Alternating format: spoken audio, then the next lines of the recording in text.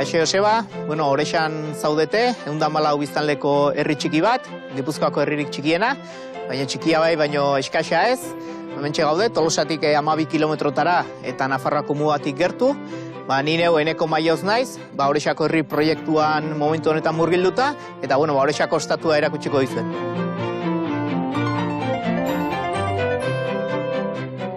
Hiru bat urte dira hau berritu genuenetik, udalarekin elkarlanean egiten den proiektu bat da.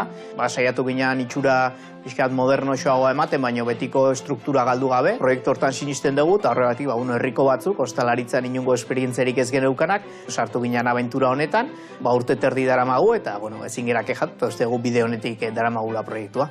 Atal ezberdinak dauzkan, nolabait esateko, bat ostalaritzarena izango litzatekena gaur hobeto ezagutu duguna, baina baita ere denda txiki bat dauka, bertako produktuak saltzen dituena, bai herritarrentzako, baina baita bisitarientzako ere, eta gero apartamendu turistiko batzuk ere badauzka. Gainean ere ganbara badago, egiten diren ekintza guztiak Orexan, denak hemen egiten dira, orduan nolabait, ez da bakarrik ostatu bat, guri gustatzen zaigu Orexako ostatua zentro sozial bat dela nolabait esateko, ez.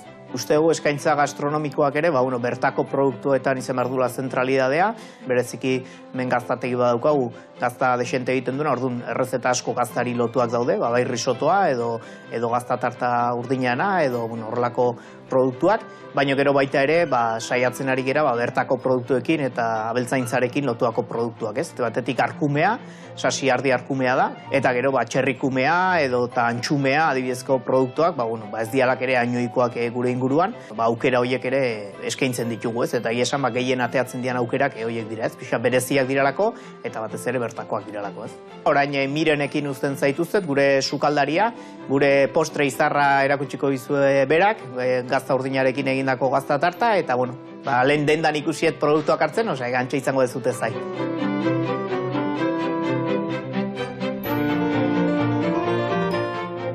Hemen gazta urdina, eta hemen gazta zabalgarria. Bi ontzi behar ditugula. Osagaiak hartuta, guazen sukaldera errezeta prestatzea.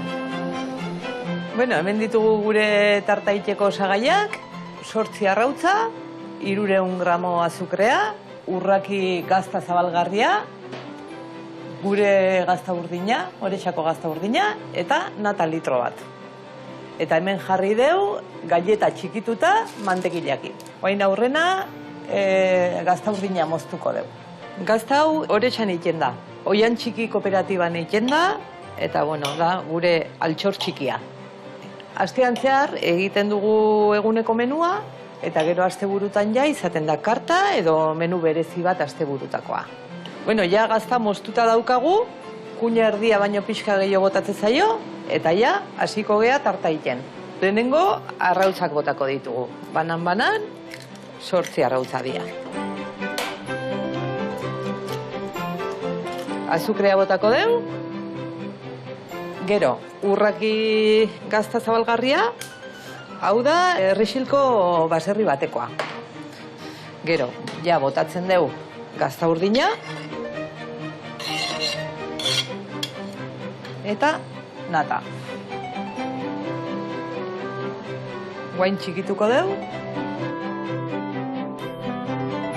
eta guain gure nahasketa botako deu molden, gaietan gainen, ingo deu katilu bat jarri azpin galleta espuskatzeko botatzean. Hemen postre guztik eta dena egiten ditugu etxen. Nei asko gustatzen zait postre gehitea. Arrakasta handia eukitzeu hemen. Prest daukeu eta labian sartuko deu. Mateu gure tartaia prest da hola.